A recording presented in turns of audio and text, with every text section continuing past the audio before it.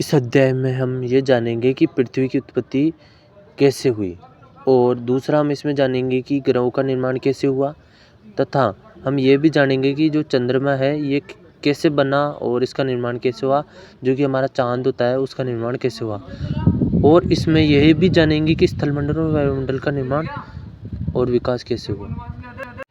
तो हम देखते हैं पहला टॉपिक, पृथ्वी की उत्पत्ति से संबंधित आरंभिक सिद्धांत। इसका मतलब है कि जो पृथ्वी बनी उसकी उत्पत्ति हुई तो इसके संबंध में जो सिद्धांत यानी कि इसके बारे में ये कैसे बनी, इसका निर्माण कैसा हुआ, इन सब के बारे में जिन वैज्ञानिकों ने जानकारी दी उसके बारे में हम इसमें पढ़ने वाले हैं।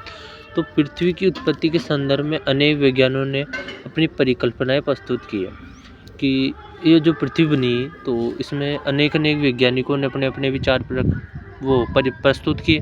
तो इनमें से सबसे पहले जो जर्मन दार्शनिक इमैनुअल कांट का है, यानी कि जो एक जर्मनी के विद्वान हैं इमैनुअल कांट, जिन्होंने सर्वप्रथम पृथ्वी की उत्पत्ति के बारे में सिद्धांत प्रस्तुत किया। अब तो हम आगे बढ़ते हैं। निहारिका परिकल्पना 1976 में गणितज्ञ लोपलेस ने इसका संशोधन किया जिसे निहारिका परिकल्पना कहा गया।